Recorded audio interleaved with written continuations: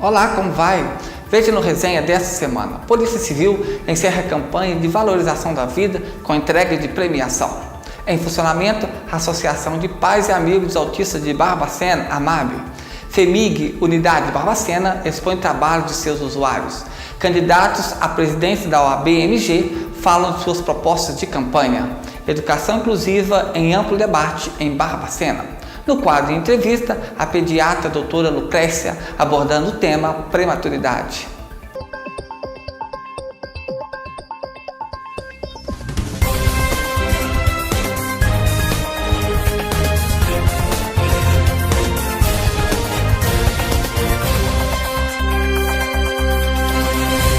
Animal invade espaço residencial em Barbacena e é capturado pelo Corpo de Bombeiros. A diminuição das áreas naturais numa ocupação do homem tem levado animais a invadirem residências na região. Na quarta-feira, dia 7, o ouriço foi capturado pelo Corpo de Bombeiros em uma residência na rua Pedro Bonato, no bairro do Carmo, em Barbacena. Os bombeiros utilizaram de um gancho conhecido como cambau para retirar o animal. De hábito noturno, os ouriços chegam a pesar 800 gramas e alimentam de insetos, répteis e de vegetação rasteira. Polícia Civil encerra a campanha de valorização da vida e prevenção ao suicídio. 21 alunos de escolas estaduais, municipais, particulares e federais receberam sua premiação pela conquista no concurso de redação promovido pela Polícia Civil dentro das atividades do Setembro Amarelo. A cerimônia coroou o encerramento das ações da campanha com foco na valorização da vida e prevenção ao suicídio. Rafael Otávio, do terceiro ano do ensino médio do Colégio Tiradentes, um dos vencedores do concurso, ressalta esta experiência. Eu acho muito importante a gente valorizar o trabalho do aluno, o trabalho dos estudantes em si, né, nesse âmbito de Setembro Amarelo, de políticas sociais, porque eu acho que não se faz tão presente como a gente vê nas campanhas dentro das nossas casas, né, a prevenção ao suicídio. Eu acho que está muito em déficit, né, o reconhecimento dos pais, o reconhecimento dos próprios estudantes em procurar ajuda por isso, em tentar conversar com os filhos, ou os filhos tentar conversar com os pais, para poder tentar sanar esse número tão grande de suicídios que a gente ainda continua tendo, mesmo com o tamanho da campanha de Setembro Amarelo. Acompanhando seus alunos, a professora Ana Maria Capelli Sena pontuou a participação das escolas em uma reflexão tão ampla que é a valorização da vida. Nossa, é muito importante. E os meninos gostam. Então, é bom que a gente continue com este concurso. Quero parabenizá-los, inclusive, porque os meninos se envolvem de uma tal forma e trazem relatos também.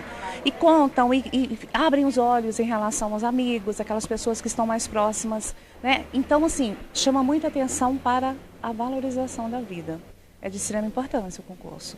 No palco, deixando o evento mais descontraído, Doutor Falador, que fez a abertura das atividades, envolvendo o público presente. Foi o terceiro ano que a cidade promoveu o Setembro Amarelo. Integrante da equipe organizacional, Cristiano Agostini, investigador da Polícia Civil, destaca o envolvimento das escolas na campanha.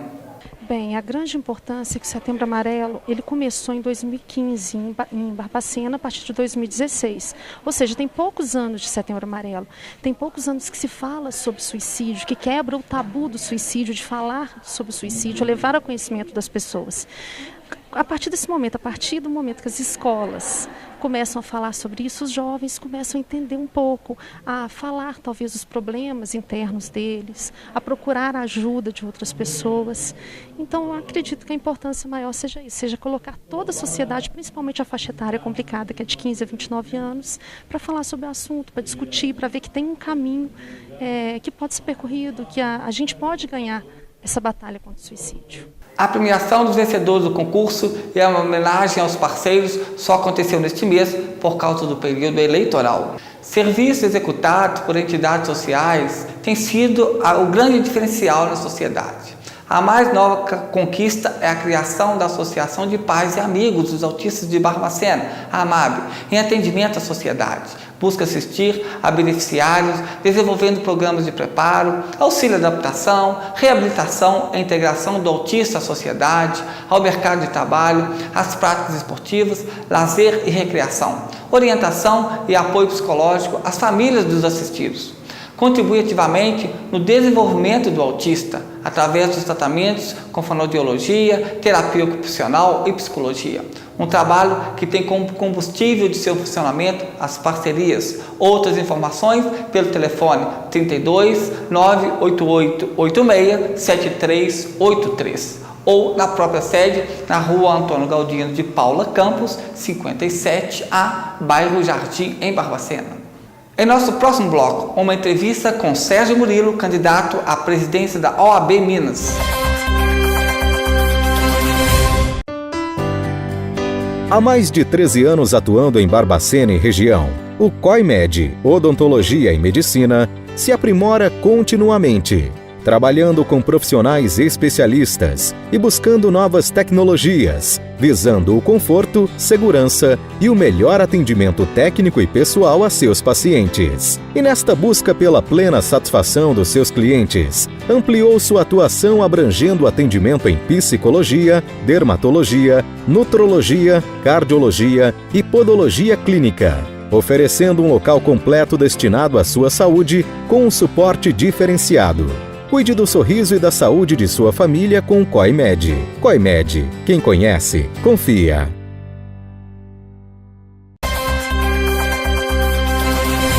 A Ordem dos Advogados do Brasil, OAB-MG, está em processo de eleição para a escolha de sua nova diretoria. Na quarta-feira, dia 7, esteve em Barbacena, em campanha, o candidato a presidente pela chapa 1 Vanguarda, Sérgio Murilo, e em uma entrevista exclusiva falou de suas propostas caso seja eleito. A OAB de Minas Gerais está em período eleitoral para eleger aí a nova chapa, e nós estamos aqui com o Sérgio Murilo, que é o candidato a presidente na chapa 1, que é a Vanguarda. E agora, dia 24 de novembro, vai acontecer a eleição e o Sérgio Murilo está aí percorrendo várias cidades do estado. Vamos saber um pouco das propostas dele, caso seja eleito presidente. Sérgio Murilo, primeiramente, por que os advogados devem votar no senhor, ou na chapa 1, para ocupar aí a Ordem dos Advogados de Minas? Eu quero dizer, em primeiro lugar, que a Advocacia Mineira, que é uma alegria estar rodando esse estado continental. Tenho rodado todos os cantos e temos recebido apoio inconteste das advogadas e dos advogados. E nós temos um projeto. Quando assumimos a Caixa em 2013, tínhamos uma dívida de 71 milhões. Soubemos sanear, soubemos gerir com eficiência, e hoje a Caixa é uma entidade superavitária. Lamentavelmente, a Ordem não pode dizer o mesmo da Ordem. A Ordem hoje se encontra com um passivo muito elevado, com imóveis, inclusive, hipotecados para garantia de dívidas e com dinheiro tomado em instituições financeiras, até mesmo para capital de giro. Então, a Ordem, em primeiro lugar, precisa de ter uma gestão assim como a Caixa teve. Então, um grande lema que a advocacia fala pelo Estado afora é: deu certo na Caixa, vai dar certo na Ordem. E depois de essa gestão e da instituição se estabilizar, ela tem que retomar, resgatar a sua representatividade institucional. Ela tem que voltar a ser respeitada. Hoje, lamentavelmente, a Ordem não é chamada para as grandes questões, para os grandes debates, em razão exatamente dessa falta de representatividade institucional. Feito isso, nós vamos partir efetivamente para a defesa do advogado. E a defesa do advogado se dá em várias frentes. A primeira delas é a chamada ampliação do mercado de trabalho. Hoje nós temos um mercado que cada vez mais está restrito. E todos sabem que as faculdades de Direito formam milhares de advogados, milhares de bacharéis que se tornam advogados. Então, a ampliação do mercado de trabalho passa, em primeiro lugar, por um programa, após resgate da representatividade, por um programa de vedação de qualquer tipo de ato, procedimento ou processo, seja cartorário, seja sejusc, seja judicial, ou seja meio alternativo de solução de conflitos, que não tem a presença do advogado. Então, a presença do advogado passará, como manda a Constituição, a ser obrigatória em toda chamada mediação ou solução de conflitos ou composição de conflitos. O segundo elemento é que essa gestão eficiente, transparente, responsável, vai possibilitar que nós reduzamos o valor da própria anuidade. A anuidade que o advogado mineiro paga hoje é muito elevado. Um valor muito elevado, então nós temos um programa para reduzir. Reduzir como? Primeiro, unificando os setores da Caixa, da Ordem, fazendo um saneamento que foi feito na Caixa de Assistência, para que a ordem possa reduzir seu custo, especialmente na capital. E o segundo ponto é a criação de meios alternativos de receitas. Exemplo disso é a conta mais vantagem, que já está aprovada, já está pronta, só falta a autorização do Conselho, e, lamentavelmente, isso não foi pautado pelo atual Conselho. E há projetos de educação continuada, há projetos de efetiva valorização, mas um projeto muito importante para a advocacia hoje é a chamada capilarização das procuradorias de prerrogativas. O que é isso? Nós vamos implantar um sistema de prerrogativas que atenda 24 horas por dia a advocacia mineira e atenda de forma rápida. Não é possível que eu tenha procuradores de forma tão esparsa no estado continental como esse. Quem está rodando esse estado sabe o que eu estou dizendo, quem está rodando como eu. O estado é muito grande e me parece que são apenas 7 procuradores. Evidentemente que esse quadro tem que ser ampliado, esse quadro tem que ser aumentado, porque as prerrogativas não integram o patrimônio da advocacia. As prerrogativas integram o patrimônio da sociedade. Eu sempre disse isso, porque o advogado utiliza das prerrogativas para defender as coisas que são caras às pessoas, à comunidade, à sociedade, ao meio ambiente, enfim, as coisas que são essenciais para uma sociedade justa, democrática e cidadã. Então, os projetos vão uma gama enorme de serviços, e o importante para as subseções, e aí eu falo aqui para a advocacia de Barbacena e da região, é que nós temos um programa chamado Autossustentabilidade. Eu quero dizer que a Caixa hoje ela é autossustentável, a Caixa de Assistência. Nós criamos programas que produzem renda com a força da própria advocacia. Isso vai ser implantado na ordem. E quando nós falamos na conta mais vantagem, eu quero dizer que é uma conta que pontua o advogado na medida em que ele usa os convênios que já existem, e a conta já existe, repito, só não foi implementada por falta de autorização do Conselho. Quando o advogado usa essa rede de convênios, ele vai pontuar. E essa pontuação, parte dela reverte no pagamento da sua anuidade, parte dela reverte para a subseção e parte dela reverte para a gestão desse sistema. Então, é um sistema autossustentável que vai possibilitar a anuidade zero do advogado, vai possibilitar a chamada retroalimentação ou autossustentabilidade da subseção, e o sistema que não vai custar um centavo sequer, porque ele ele se autocompõe, ele se retroalimenta. Bom, o senhor vem de 2 mandatos como diretor na Caixa. O senhor, então, pretende implantar, caso seja eleito, na OAB Minas, uma gestão mais participativa e com a presença mais atuante também ali dos advogados? A ideia fundamental, como foi feito na Caixa, é colocar advogado, são muitos voluntários, a advocacia, e aí eu tenho que enaltecer advogado que realmente faz um trabalho voluntário na ordem, na Caixa, mas eu não tenho que ocupar, e eu não posso ocupar esses cargos, por questões de ordem política. Nós temos que buscar ocupar os cargos das comissões por pessoas efetivamente vocacionadas para a área que elas pretendem atuar. Exemplo disso, nós vamos criar agora, na próxima gestão, esperamos que eleitos, vamos criar aí algum sistema de comunicação. Sistema de comunicação que passa por televisão, por rádio e por redes sociais. Então, é evidente que eu tenho que buscar uma colega, um colega ou um conjunto de colegas que sejam vocacionados à comunicação. Não adianta eu dizer, olha, você vai ser presidente da rede de comunicação porque você é meu amigo, ou porque você é meu afilhado, ou porque você é forte politicamente. A gestão que nós implantamos na Caixa foi nesse sentido, de pessoas vocacionadas para cada área, para determinada área. Isso nós vamos fazer também na ordem. E vamos fazer de forma muito transparente, de forma muito aberta. Eu quero dizer que nós não temos compromisso político com quem quer que seja. Nós somos uma chapa absolutamente independente e a advocacia sabe disso. Nós não prometemos cargos, não prometemos comissões. Por quê? Porque nós vamos reunir esse grupo de 100 mil colegas valorosos de todo o Estado e vamos buscar dentro desse grupo as pessoas que tenham vocação para questões sociais, para o direito do animal, para o meio ambiente, para a comunicação, enfim, para todos os ramos em que a ordem atua. O senhor já tem aí percorrido várias cidades, onde tem subseção da OAB. Qual vem sendo a maior reivindicação dos profissionais? Olha, a grande reivindicação hoje é o aparelhamento, que aqui Barbacena saiu na frente, a terceira subseção, quer dizer que a casa do advogado aqui ela é da Caixa de Assistência, e a Caixa de Assistência aqui implementou um projeto de renovação dessa casa, de dar a essa casa o ar que eu costumo dizer, da estatura e da dignidade que a profissão do advogado requer. Então, o advogado talvez seja a profissão mais nobre de uma sociedade. O advogado defende as pessoas, defende os direitos fundamentais, os direitos sociais, defende o indivíduo, a sociedade, a coletividade. Enfim, o advogado defende as coisas que são caras. E isso faz dessa profissão de uma estatura moral, de uma estatura profissional muito elevada. Então, eu sempre digo que para a advocacia tem que fazer bem feito. Então, hoje tem até uma brincadeira aí no nosso meio que fala, isso é padrão caixa.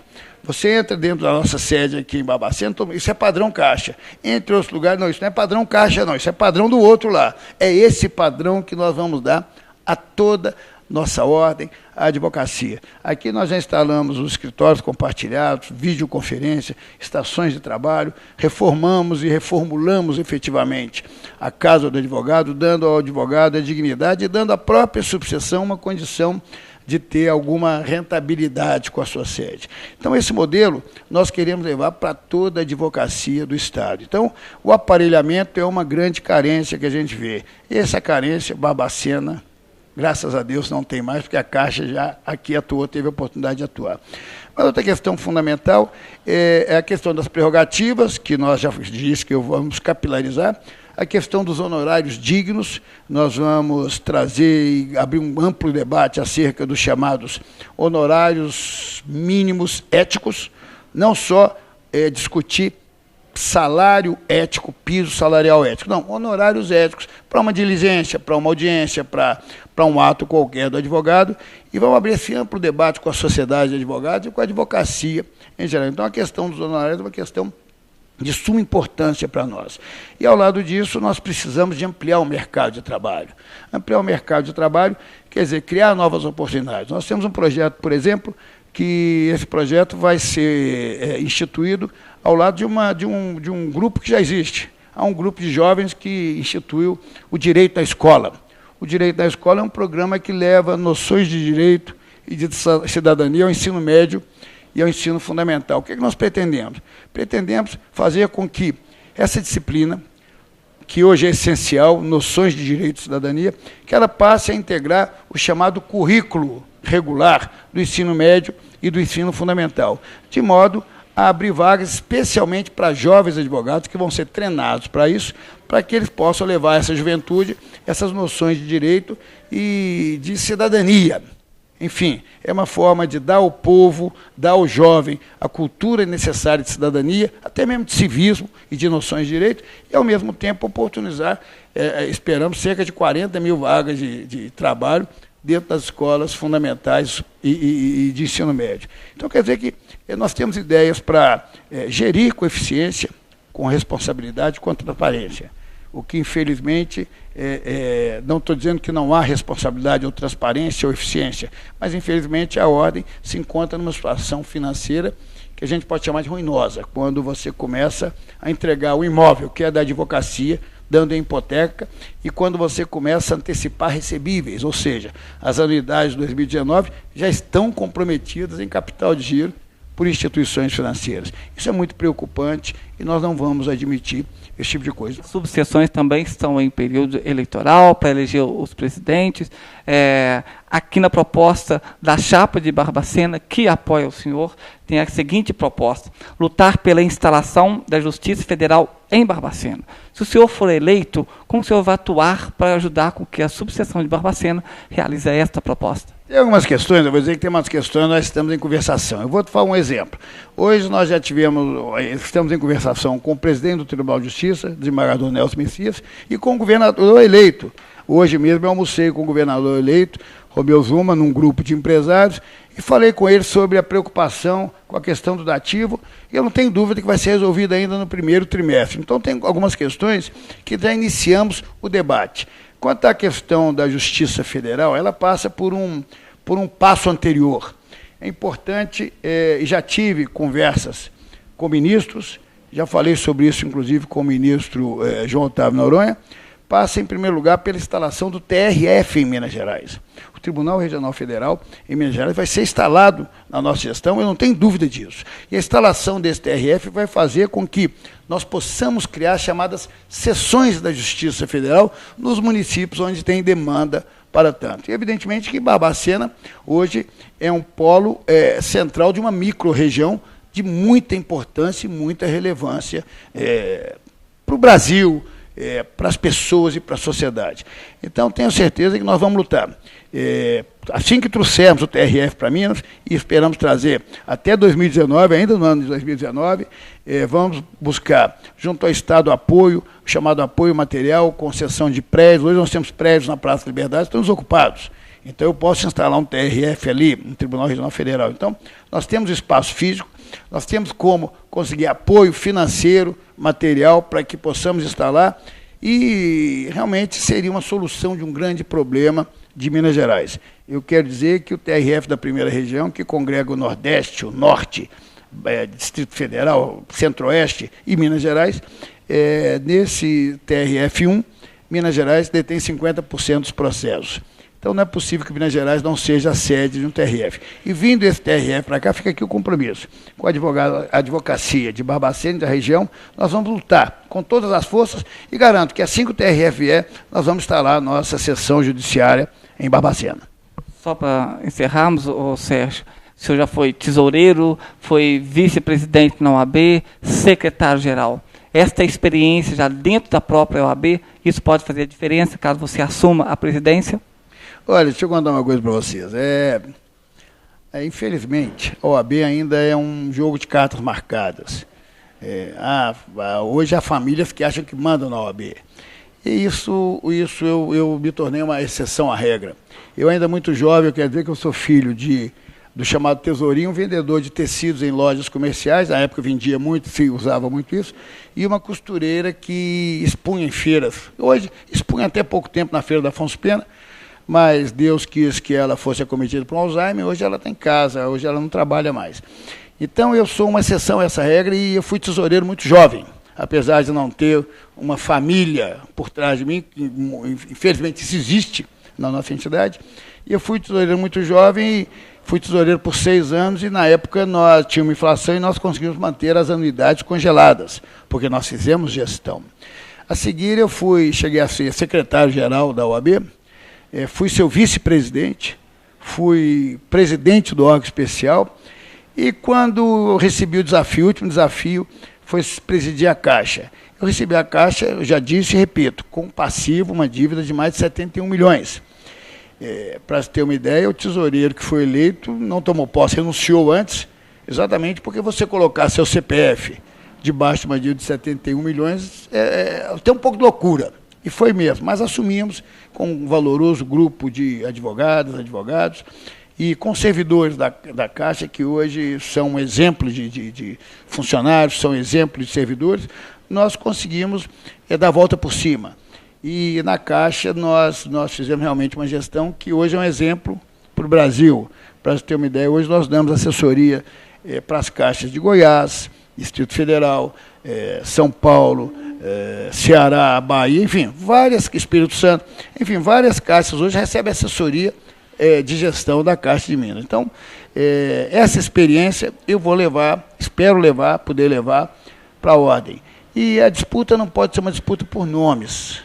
Eu quero deixar bem claro à advocacia que o que tem que estar em disputa são projetos, são modelos, e são histórias das pessoas, aquele que sabe fazer, aquele que já provou que sabe. Então, não adianta alguém chegar com uma promessa que vai realizar aquilo que não realizou quando teve a oportunidade de realizar.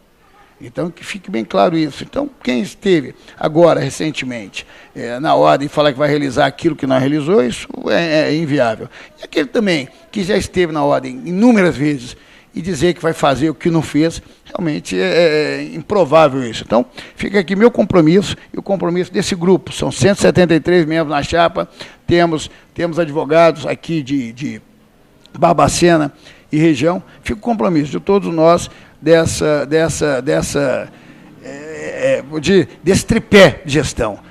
Reduzir a anuidade, aumentar o mercado de trabalho com respeito às prerrogativas e gerir com eficiência, com responsabilidade e com transparência. A advocacia tem muito a ganhar. A eleição em Minas acontece no dia 24 de novembro, das 8 às 17 horas. São 3 chapas que estão concorrendo aí à presidência da OAB em Minas Gerais, e são 229 subseções, onde também vai estar acontecendo as eleições em Minas Gerais. Confere a seguir. Exposição apresenta resultados de oficinas terapêuticas com usuários da saúde mental. Cidade se veste de azul numa ação preventiva contra o câncer de próstata. Conclua o ensino médio de forma rápida, 100% à distância. Supletivo EJA Aprendiz Barbacena. Você pode concluir o ensino médio em até 3 meses ou menos. Autorizado pelo Conselho Estadual de Educação, supletivo EJA 100% à distância do Aprendiz em Barbacena. Agora com 24 polos espalhados por Minas Gerais. Seu diploma é aceito em todo o território nacional com a mesma validade do curso presencial. Acredite em seus sonhos, busque seu sucesso. O fazer dá sentido à vida. Com esse título, que retrata a atualidade, a Fundação Hospitalar de Minas Gerais, FEMIG, Unidade de Barbacena, promoveu uma exposição apresentando trabalhos artísticos confeccionados por usuários do serviço de saúde prestado pela instituição. Uma exposição que retratou um pouco das oficinas terapêuticas que sempre se fizeram presentes, mas que provocou nos últimos anos uma ampla revolução de transformação na vida dos usuários. A grande ideia que surgiu, né, nessa comemoração dos 115 anos do Centro Hospitalar Psiquiátrico de Barbacena foi de estar trazendo a história sob um outro ângulo, né, que é o ângulo das atividades terapêuticas. Nós observamos que desde o início da instituição, logo nos primeiros anos de existência, né, ele foi criado em 1903, a laborterapia ela é inserida, né, as atividades terapêuticas como uma forma de, além de tirar da ociosidade, ter uma possibilidade de produção que viesse até a melhorar na questão da doença mental, né, das pessoas que aqui estavam. Então, logo nos primeiros tempos, a gente vê plantios, né, que tinha uma grande área que poderia ter os plantios, né, mas um cultivo também na agropecuária, a olaria. E, ao longo do tempo, foi evoluindo com outras atividades de lazer, atividades religiosas, e com o passar do tempo, vai ficando mais... vai evoluindo mais esse conceito quando surge de fato a terapia ocupacional e outras oportunidades vão sendo criadas. Então a gente viu a exposição que está até muito bela, né? Trabalhos assim muito bem elaborados, trabalhos coletivos, né? A gente vê que além dos trabalhos individuais, muitos são trabalhos coletivos, o que caracteriza também uma inserção, né, das pessoas no sentido assim da convivência, da elaboração conjunta. Então é uma forma de trazer a história sobre um outro ângulo, né, das atividades terapêuticas e mostrando que o fazer, como o título da exposição traz, né, o fazer que dá sentido à vida, né, mostrando que dentro de uma história que o modelo de tratamento psiquiátrico foi bastante equivocado ao longo de todos os anos, né? Isso em todas as instituições psiquiátricas, mas trouxe as atividades terapêuticas como uma forma de dar sentido à vida aqui dentro e através de uma produção qualquer que seja, né? Uma pintura, um bordado, um desenho, uma modelagem, algo que estava implícito, né, dentro do ser, pudesse de alguma forma criar forma e ajudar na condução do tratamento, né? Então o terapeuta ele tem um olhar que ele vai possibilitando encaminhar pelo que o paciente traz através de uma produção de artesanato, enfim, uma atividade terapêutica, né? E hoje essas oficinas, ela faz parte do cotidiano tanto dos moradores quanto de outros que vêm para usufruir do serviço que hoje vocês têm. Sim, as atividades terapêuticas, então, elas hoje existem, né, e cada vez mais diversificada, e tanto para os nossos moradores, né, nós temos aqui hoje cerca de 127 pacientes moradores da instituição, temos usuários externos que vêm para as atividades terapêuticas, né, tem um vínculo ambulatorial e no centro social, né, que é o espaço né, um dos espaços de atividades terapêuticas, e temos também os usuários que estão em crise, que também fazem atividades terapêuticas, participam junto, né, com os demais, e então é uma atividade que está muito presente e que tem tido assim, uma boa repercussão na melhora da crise, né, na reinserção social desses pacientes usuários da instituição. Aqui peço permissão a Carmen Teixeira, terapeuta ocupacional, para encerrar a nossa reportagem parafraseando parte de seus pensamentos. Abre aspas. Penso que o fazer humano é quase mágico, é um dom divino.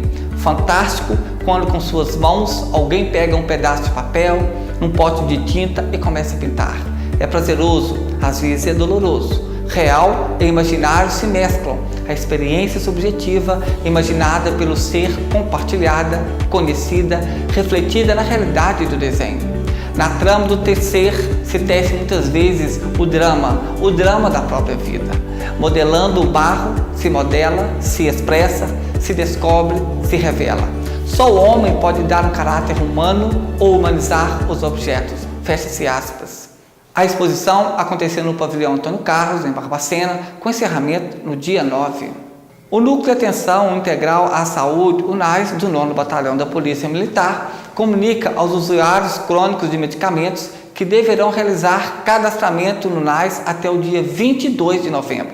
Precisa se apresentar a receita médica contendo a quantidade de medicamentos para o período de um mês, relatório médico circunstanciado e cópia de resultados de exames que comprovam o problema e data atualizada. Aquele que não atualizar seu cadastro será inativado.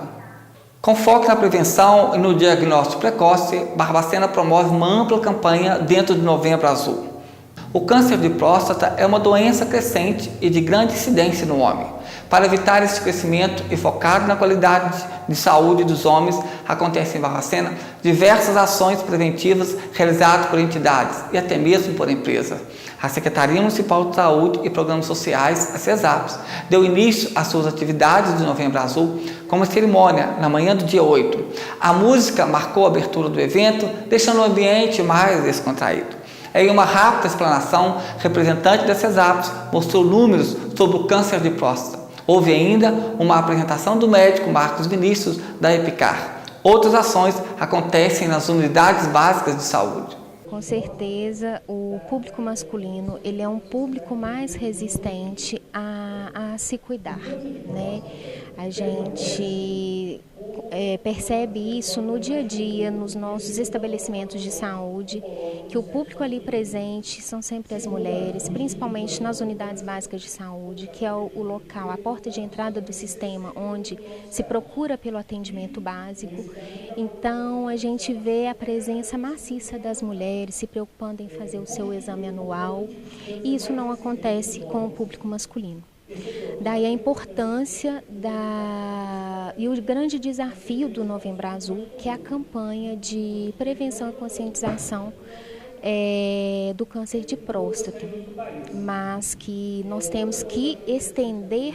É claro que o câncer de próstata ele é a segunda causa, né, de neoplasia no homem, ele só perde para o câncer de pele, mas a gente tem que também trabalhar a conscientização do homem para o cuidado à saúde de forma integral. Né? Muitos não vão ao médico nem sequer para aferir a sua pressão arterial. Né? Eles não cuidam dos seus valores de glicemia, do colesterol, e isso é muito importante para que o homem se cuide. Quando se fala ainda da prevenção do câncer de próstata, a situação ainda ela é mais complicada e mais resistente pelo homem. muito mais resistente. Existe o tabu, né? Os homens não querem, eles não querem ir ao médico, eles vão criando fantasias, né, acerca do exame, principalmente do toque retal. E é isso que afasta ainda mais eles procurarem um urologista, né? Eles não querem ir ao clínico, imagina, ao urologista. Não querem mesmo, eles têm medo, mas a gente precisa vencer. E é por isso que na campanha do Novembro Azul a gente vai trabalhar de forma muito intensa essa quebra de tabu. Segundo dados do Hospital Ibiapaba, no ano de 2017, o câncer de próstata foi diagnosticado em 103 homens atendidos pela instituição. Se comparado com o ano de 2016, teve um aumento de 39%. Partido Novo faz coletiva para a imprensa de Barbacena. Integrantes do Partido Novo em Barbacena, Sérgio Ribeiro e Silvério Ribeiro, juntamente com os candidatos da última eleição, Marli Gava, estadual, e Marcelo Cabral, federal, promoveram uma coletiva com a imprensa de Barbacena, na pauta eleição de Romeu Zema e sua importância para o campo das vertentes e mesorregião, a criação dos diretórios municipais na região, as ações do Partido Novo, perspectivas para as eleições de 2020. Silvério Ribeiro apresentou as novas diretrizes do partido na região, sendo o novo coordenador da microrregião. Marcelo Cabral como coordenador na mesorregião e Marli Gava do diretório municipal. Também esteve em Barbacena em campanha na disputa para presidente da OAB Minas, Raimundo Cândido Júnior, que concorre pela Chapa 2 OAB Mais Forte. Confere a entrevista em nosso próximo bloco. Há 28 anos no mercado de Barbacena e região, a Temperos Prático busca soluções práticas, otimizando o preparo dos alimentos, levando o melhor sabor à mesa das famílias. Pensando no seu bem-estar, a Temperos Prático utiliza somente ingredientes de qualidade, frescos e naturais, produzindo temperos, condimentos e molhos de forma artesanal, mantendo assim o sabor natural dos ingredientes. Surpreenda sua família e amigos. Com uma pitada de sabores vibrantes, a Temperos Prático dará um toque especial a seus pratos.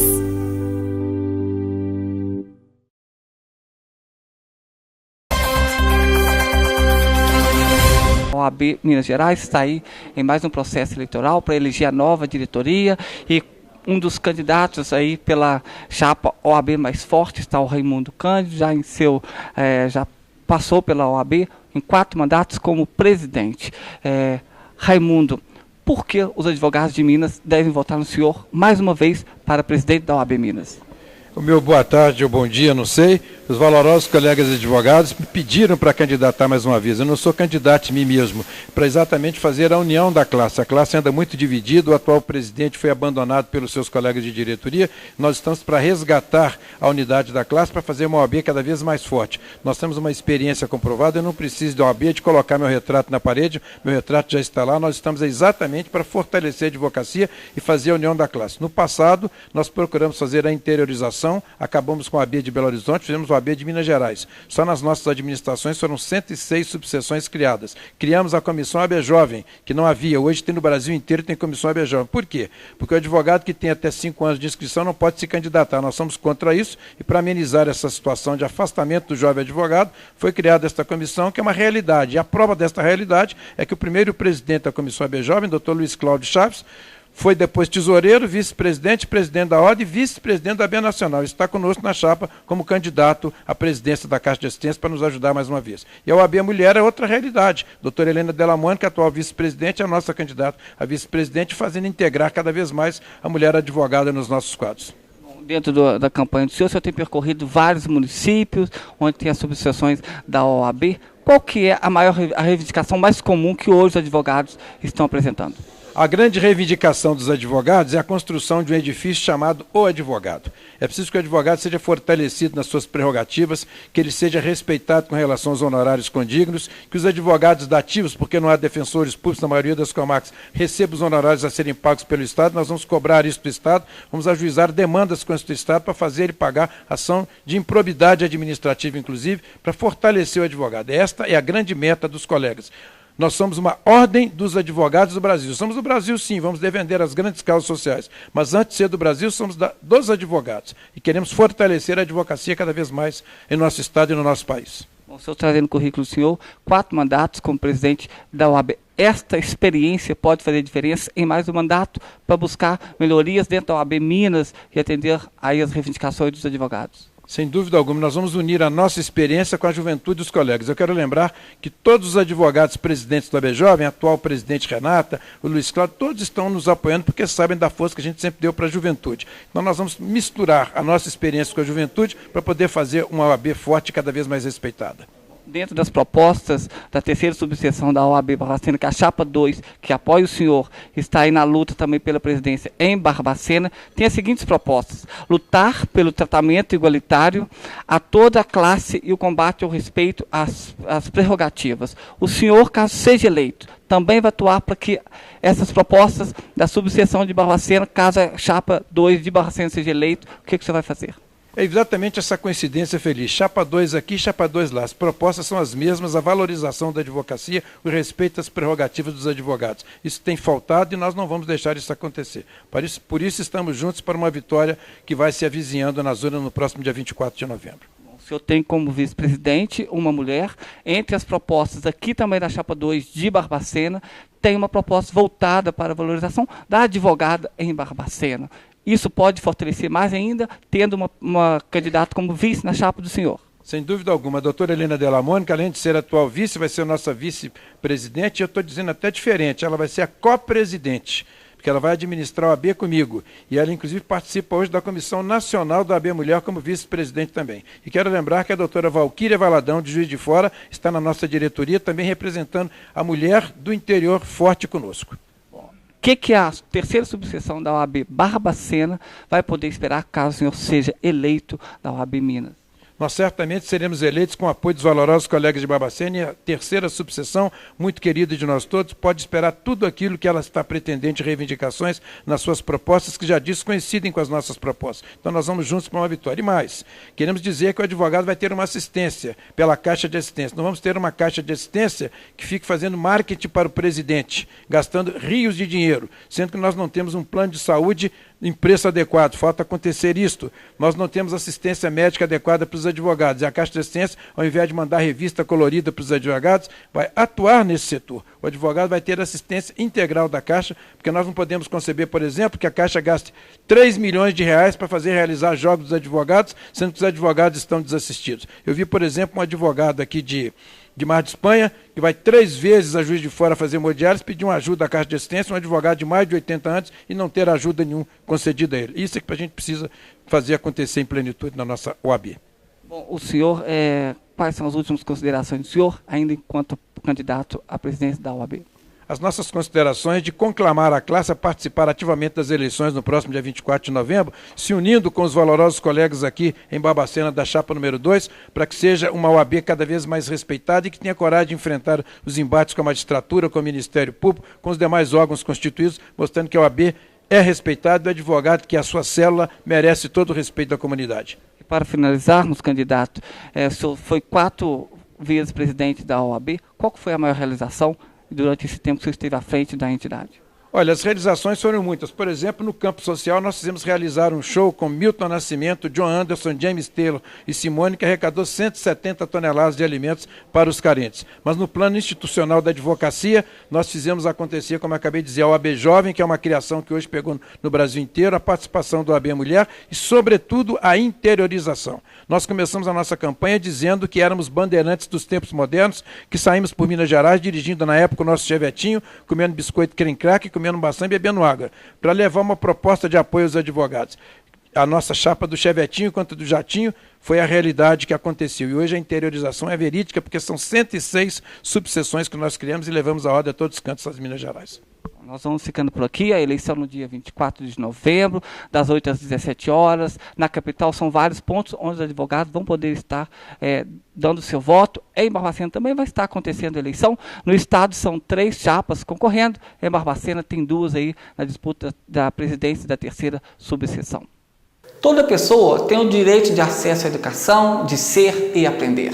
E a educação inclusiva veio justamente para promover esse direito igualitário a todos e sem distinção. A educação inclusiva é uma realidade nas escolas. As instituições de ensino e até mesmo os profissionais não estavam preparados para receber estes alunos especiais.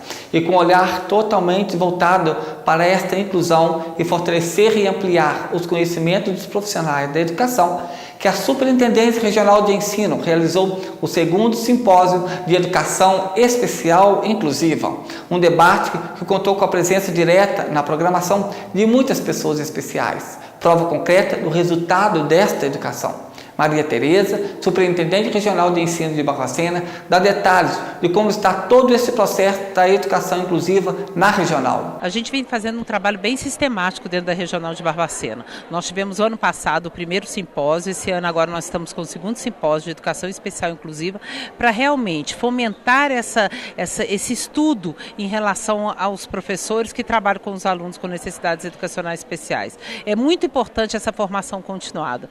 Então, nesse primeiro dia a gente faz uma sensibilização, a gente traz palestrantes dentro da área e amanhã nós vamos fazer as oficinas para realmente que ele saiba como trabalhar com esse aluno dentro da sala, como flexibilizar um currículo, como realmente organizar o trabalho pedagógico dentro da escola. Esse processo na rede de atendimento a esses alunos? Nós temos um avanço bem grande, a demanda cresceu, como com a universalização da educação básica, mas também nós temos um avanço em relação à contratação de professores, ou mesmo os efetivos que caminharam para essa estrutura da educação especial inclusiva com formação. Então a gente sabe hoje ainda que as universidades, elas já têm buscado, o avanço é muito grande, mas ainda tem muito que se avançar dentro da educação inclusiva, tornar a educação especial na escola inclusiva. E para isso a gente faz essas capacitações, para que esse professor, mesmo já com alguma especialização, porque todos têm que ter para ingressar, a gente faz essa formação continuada para que a gente cada vez mais faça um processo mais legítimo realmente de atendimento a essas crianças especiais. Qual é o processo quando chega uma criança nova, especial, numa escola? A gente faz toda uma avaliação com ele. A gente tem a equipe da superintendência, como também a equipe da escola. A gente encaminha, se for necessário, a gente encaminha para a área paramédica, para psicólogo, a gente tem dentro do Maria do Rosário, a gente tem os assistentes sociais, os fonos, os fisioterapeutas, e a gente faz esse encaminhamento desse aluno, faz uma avaliação desse aluno, uma avaliação paramédica, uma avaliação psicológica, e a gente vê a necessidade de atendimento especializado para esse aluno. Muitas vezes o aluno é especial, mas ele não tem necessidade de um atendimento especial. Alguns se caracterizam por um atendimento especial. E aí nós temos os professores de apoio, a sala recurso, as oficinas pedagógicas para atender esses alunos dentro do que for preciso para atender a sua diferença. Em toda a área da Superintendência de Ensino de Barbacena, são 180 profissionais que estão em sala de aula em apoio aos alunos especiais. 31 salas recursos, 21 intérpretes de Libras e um guia intérprete. A Secretaria Municipal de Desenvolvimento Rural de Barbacena comunica que já encontra disponível o Certificado de Cadastro de Imóvel Rural, o CIR-INCRA, do exercício de 2018. Para emitir o CIR, os proprietários de imóveis rurais devem acessar o site www.cadastrorural.gov.br ou ir à Unidade Municipal de Cadastramento na Avenida Vias Fortes, 56, centro, de segunda a sexta-feira, das 8 às 17 horas. Barbacena, mais uma vez, estará na disputa da coroa de Miss Minas Gerais. Desta vez, a cidade será representada por Paula Campos. Ao todo, 20 candidatas estarão na busca do título. O evento será no dia 14, na cidade de Patos de Minas. O maior concurso de beleza do estado envolve diversas etapas, como provas de simpatia, popularidade, entrevista, top model e beleza para o bem. As garotas semifinalistas sobem na passarela para 2 desfiles e as 5 primeiras colocadas vão para a etapa final, que é responder a uma pergunta. E você pode ajudar Paula Campos na prova de popularidade votando na Barbacenense pelo site www.misseministerminasgerais.com.br/candidatas/2019/Barbacena. E você confere uma entrevista exclusiva com a candidata, a Paula Campos, no programa Beleza de Rodolfo Macedo, aqui na TV Estação Minas.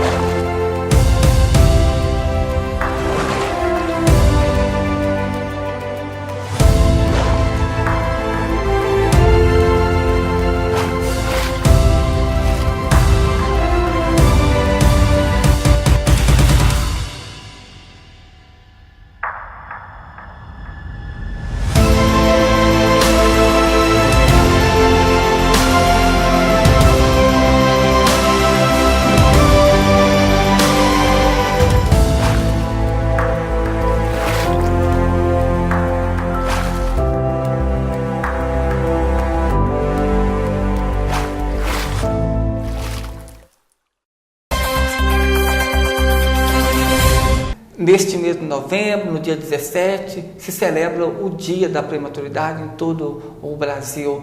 E nós, no nosso quadro de entrevista dessa semana, nós vamos falar sobre a prematuridade. É grande, né, o índice de bebês prematuros nascidos por todo este Brasil, corresponde a 12,4% dos bebês nascidos vivos no país. Aqui em Barbacena nós temos aí a Santa Casa de Misericórdia, que hoje tem uma UTI que atende especificamente esses bebês prematuros. Nós estamos recebendo hoje aqui a doutora Lucrécia, que ela trabalha diretamente com os prematuros aqui em Barbacena. Doutora Lucrécia, obrigado por atender o nosso convite para a gente estar falando um pouco sobre a prematuridade, sobre esses bebês tão prematuros que chegam aí cada dia na Santa Casa. Agradeço imensamente a oportunidade de poder participar dessa entrevista, porque é relevante a importância do atendimento aos prematuros que cada vez mais estão nascendo no nosso Brasil.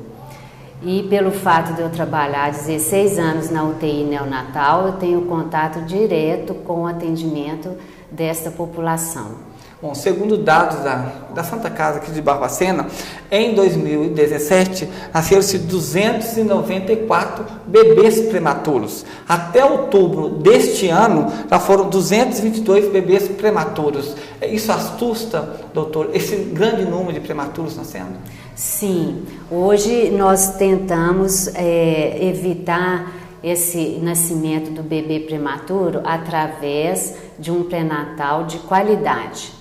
Este pré-natal de qualidade, ele deve ser iniciado através do PSF, das unidades básicas de saúde, com referência à maternidade de alto risco. É muito importante o elo de assistência nessas unidades para que nós podemos fazer o melhor atendimento e evitar o nascimento dos prematuros, que são considerados causas evitáveis do RN devido às suas complicações.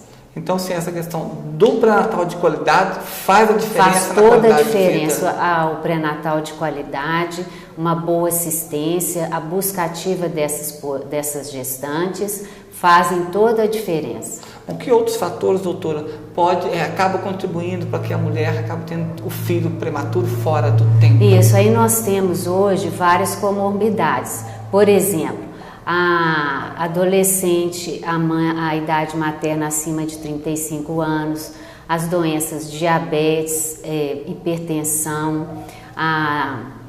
gestações múltiplas, gemelaridade, o tabagismo, o elitismo, o etilismo, o uso de drogas ilícitas, a violência doméstica, a estrutura familiar e condições socioeconômicas, obesidade, desnutrição. Por isso que a gente fala e a gente insiste neste pré-natal bem assistido e de qualidade. Bom, nós tivemos aí, neste ano, o menor prematuro que nasceu na Santa Casa, de 490 gramas, mas teve um outro que hoje está aí, já com 7 anos, foi com 690 gramas. Como que é assim, para a doutora Lucrécia, ver aquela coisa tão pequenininha, chegar na UTI e hoje você encontrar com essa criança aos 7 anos? Olha, isso para nós é assim, o máximo do nosso atendimento de reconhecimento, a qualidade do atendimento, a interação entre a equipe intermultidisciplinar. Isso nos deixa muito felizes, pois se não tivéssemos esse atendimento, essa nossa UTI neonatal, nós não poderíamos dar essa assistência ao bebê. Que antigamente a gente falava que os bebês nasciam, poderiam sobreviver, mas hoje com essa qualidade de atendimento, esse atendimento em equipe intermultidisciplinar, nós vamos um pouco além da medicina. Hoje, quando o bebê já recebe alta ali da UTI e não a alta do hospital, ele vai para o projeto Mãe Canguru. Qual que é a importância do Mãe Canguru para esse desenvolvimento do prematuro?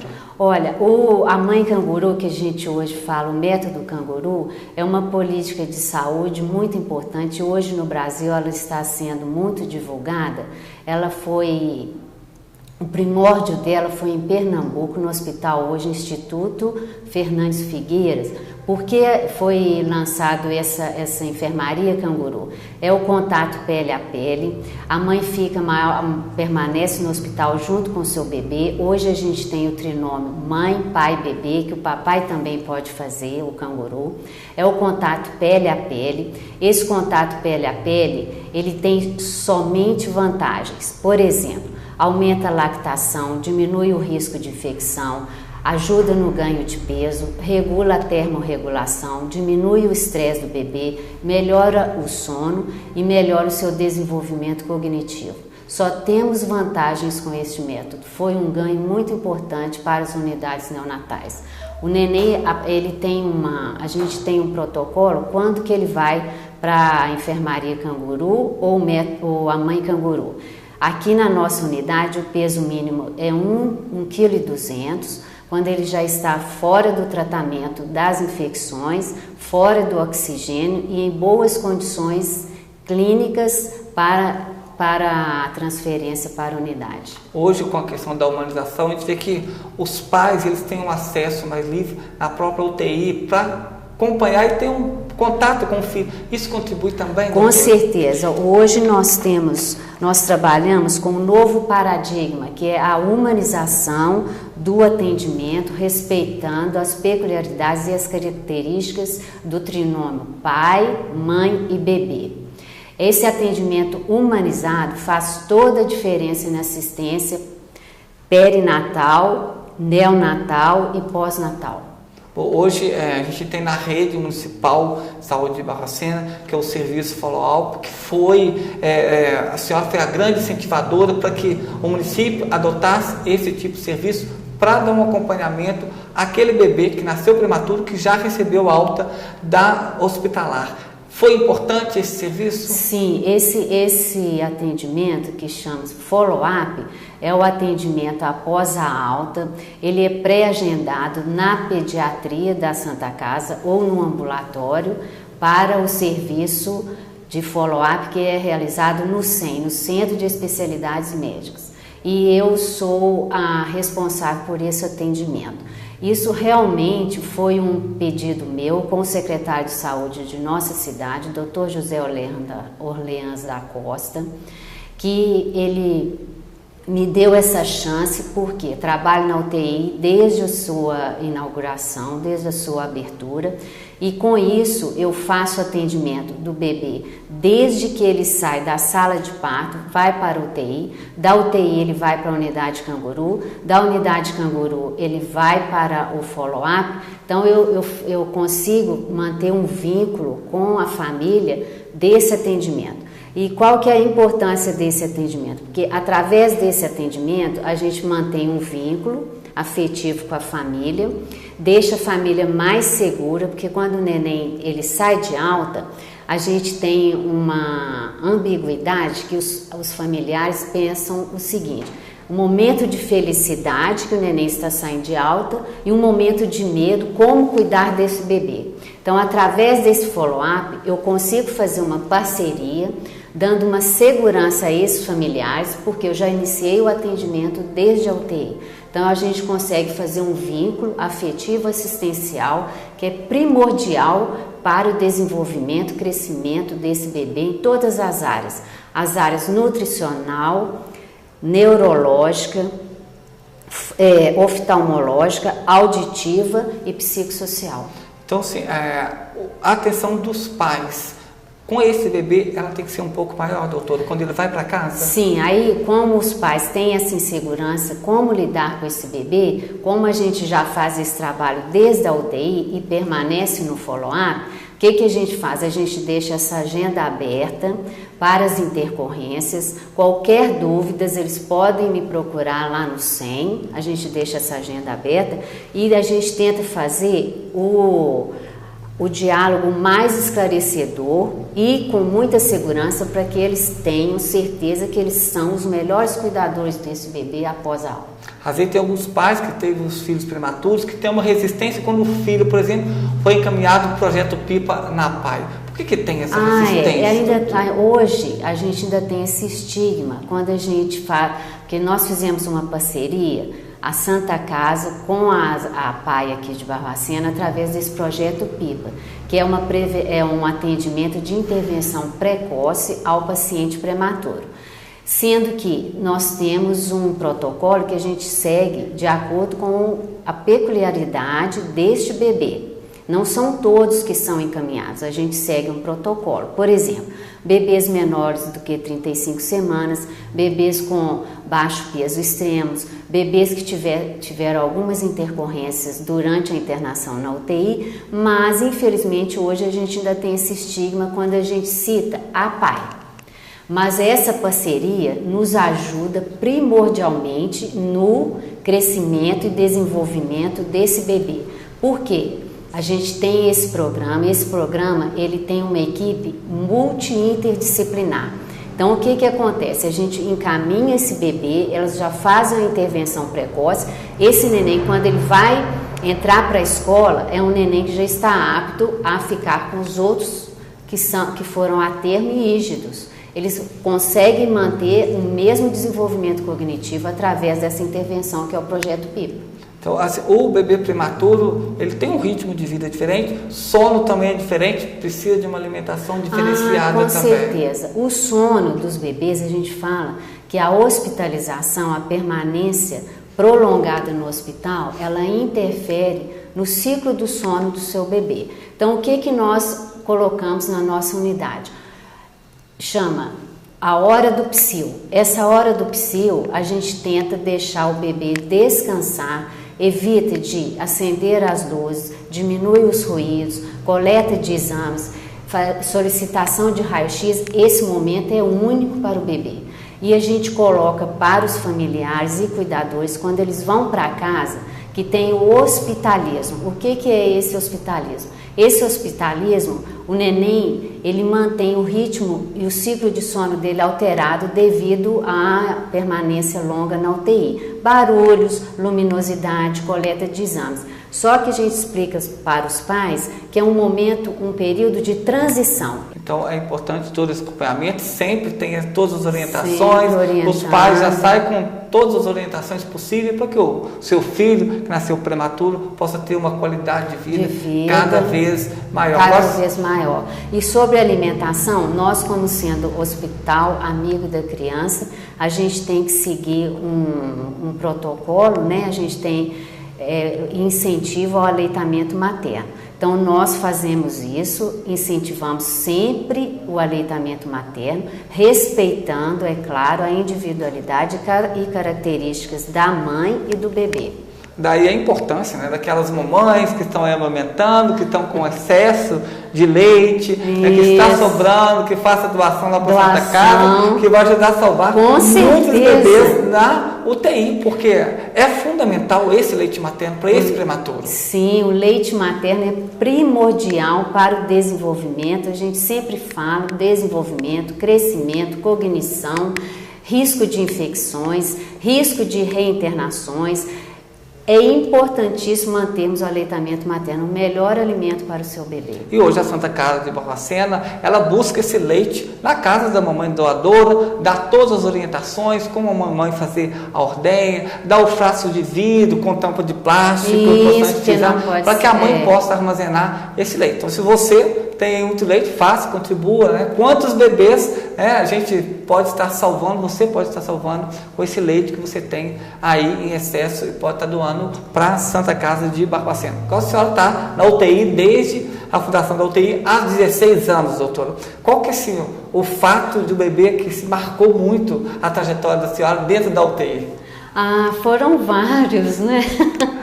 Porque hoje, por exemplo, eu tenho mães que já passaram por mim com seus atendimentos, né? Os filhos prematuros, e hoje a gente tem notícia que esses bebês estão na escola, estão desenvolvendo bem, estão interagindo, ou seja, isso é uma glória do nosso atendimento e eu tenho assim uma gratidão enorme pela confiança do meu trabalho. Eu agradeço imensamente a toda a instituição Santa Casa, em todos os seus setores, por me permitirem que eu faça esse trabalho. Faço esse trabalho da melhor forma possível, porque realmente a minha perspectiva é ver esses bebês no futuro adultos saudáveis e com bom desempenho em todas as suas atividades. A gente vê que a senhora cuida desses bebês assim, com um carinho muito especial. De onde vem todo esse carinho, doutora? Isso, olha só, isso aí é muito pessoal, né? Então, assim, o que eu falo é realmente a experiência de vida, né? Que a experiência não deixa de ser importante, a gente vai aprendendo, convive com todas as pessoas, toda a equipe nossa lá, multidisciplinar, que me permite isso. Os meus pais que me ensinaram os meus valores, que hoje eu agradeço imensamente a eles e a toda a área de saúde aqui de Barbacena que me deu essa chance de mostrar esse meu trabalho. Como eu já disse, o número de bebês prematuros nascendo por esse Brasil, ele é muito grande, né, são 12,4%, né, referente aos bebês nascidos em todo o país. Doutora Lucrécia, muito obrigado por atender nosso convite, por estar falando de um ser tão sensível que é o prematuro, que tanto necessita de atenção de todos nós. Agradeço a senhora por atender o nosso convite. Eu que agradeço imensamente por estar participando dessa entrevista e podendo estar falando sobre esse nosso trabalho, esse atendimento ao prematuro, que hoje cada vez mais estamos tendo o nascimento dos bebês prematuros. Pode a gente atribuir isso também à sobrevivência deles, qualidade de vida, desde o pré-natal bem assistido, esse elo entre o PSF, as unidades básicas de saúde, a referência com a maternidade de alto risco, as nossas UTIs, a unidade canguru, o ambulatório e finalmente o follow-up. Eu queria deixar uma mensagem para nós pensarmos. Dê ao mundo o melhor de você, mas isso pode nunca ser o bastante. Dê o melhor a si mesmo. Veja você que no final das contas é entre você e Deus e nunca entre você e as outras pessoas. Muito obrigada. Nós vamos ficando por aqui. Até a próxima semana, se Deus quiser.